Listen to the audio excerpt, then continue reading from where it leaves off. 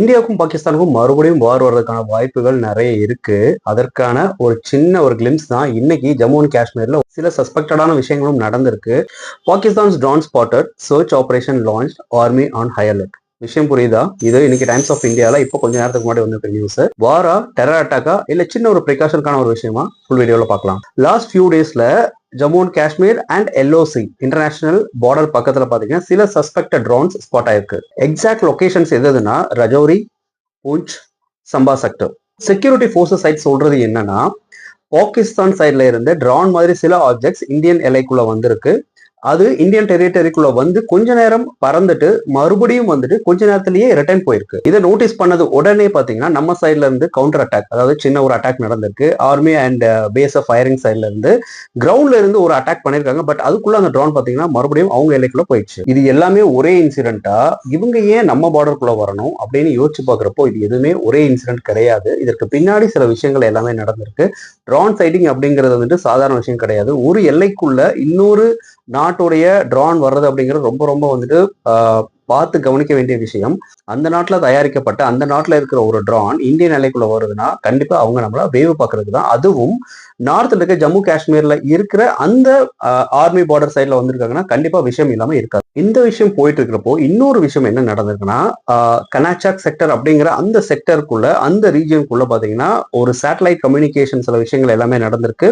Satellites communication சிக்னல்ஸும் detect ஆயிருக்கு. So அவங்க predict பண்ற விஷயம் என்னன்னா, பாகிஸ்தான் பார்டர்ஸ்ல இருக்கிற அந்த டெரரிஸ்ட் சேட்டலைட் சிக்னல்ஸ் யூஸ் பண்றதுக்கான சான்சஸ் நிறைய இருந்திருக்கு அப்படிங்கிற மாதிரி ப்ரெடிக்ஷன் சொல்லுது. இந்த ரெண்டு இஷ்யூஸ்க்கு இடையில வந்துட்டு வேற வேற ரீஜன் இருந்தாலும் இது ஏதோ ஒரு விஷயத்தை கனெக்ட் பண்ணுது அப்படிங்கிறத சஸ்பெக்ட் பண்ற army, BSF, CRPF, local police இவங்க எல்லாருமே சேர்ந்து ஒரு ஆபரேஷன் வந்து பிளான் பண்ணிருக்காங்க. மீட்டிங்ஸ் எல்லாமே வந்துட்டு ஆல்ரெடி போயிட்டு இருக்கு. நம்ம ஆல்ரெடி சொன்ன மாதிரி இது ஒரு சாதாரண ட்ரான்னு வந்துட்டு சொல்லிட முடியாது. அதுவும் பார்டர்ல ட்ரான்ஸ் யூஸ் பண்றதால யூஸ்வலி சர்வைலன்ஸ், வெப்பன்ஸ் டிராப், அப்புறம் இந்த explosive or drugs drop, explosive அட்டாக்கான வாய்ப்புகள் வந்துட்டு நிறைய இருக்குது. இதுக்கு முன்னாடியும் சாம்பா சைட்ல வந்து சில ட்ரான்ஸ் எல்லாமே வந்துட்டு சஸ்பெக்ட் பண்ணிருக்காங்க. அதை அப்பவே அட்டாக் பண்ணி சீஸ் பண்ணிருக்காங்க. அதனாலதான் அங்க இருக்கிற அந்த ஆர்மி, அப்புறம் போலீஸ், லோக்கல் போலீஸ், இந்த ஃபோர்ஸ் எல்லாமே வந்துட்டு இமீடியட்டா ஒரு மீட்டிங் கண்டக்ட் பண்ணி இந்த விஷயத்தை எப்படி சஸ்பெக்ட் பண்ணலாம், எப்படி வந்துட்டு ஒருவேளை டக்குன்னு உள்ள வந்துச்சுன்னா எப்படி எல்லாம் அட்டாக் பண்ணலாம், அங்க இருக்கிற மக்களை வந்துட்டு எப்படி சேஃபர் ஜோனுக்கு வந்துட்டு சைட்ல தள்ளிடலாம் அப்படிங்கிற ஒரு விஷயம் இப்ப போயிட்டு இருக்கு. ஒரு சின்ன த்ரெட்டை கூட வந்து மிஸ் பண்ணக்கூடாது அப்படின்னு சொல்லிட்டு ஆர்மி ஃபோர்ஸ் யோசிக்கிறாங்க. அதனாலதான் கவர்மெண்ட் சைட்ல இருந்து அங்க இருக்கிற ஆர்மிக்கு வந்துட்டு எல்லா ரைட்ஸும் கொடுத்துட்டாங்க. ஒருவேளை சஸ்பெக்ட் பண்ற மாதிரி ஏதாவது ஒரு விஷயம் நடந்தாலோ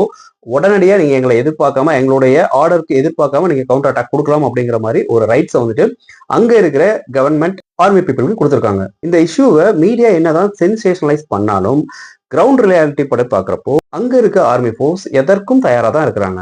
so defence and national security அப்டேட்ஸை பொறுத்த வரைக்கும் இப்போதைக்கு சஸ்பெக்ட் பண்ற அளவுக்கு இல்ல வந்து நம்ம பேனிக் ஆகிற அளவுக்கு எந்த விஷயமும் நடக்க போறது கிடையாது. இருந்தாலும் லாஸ்ட் டைம் ஆகஸ்ட் அந்த பீரியட்ல தான் வந்து நம்மளை அட்டாக் பண்ண ட்ரை பண்ணாங்க. இந்தியாவுமே பாத்தீங்கன்னா பதிலடி கொடுத்தாங்க.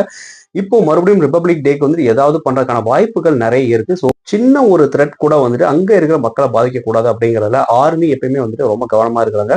மக்களும் இப்போதைக்கு பாதுகாப்பா தான் இருக்கிறாங்க. ஸோ பயப்படுற அளவுக்கு எந்த விஷயமே அங்க நடக்கல, நடக்காது அப்படிங்கிறத நம்ம நம்புவோம்.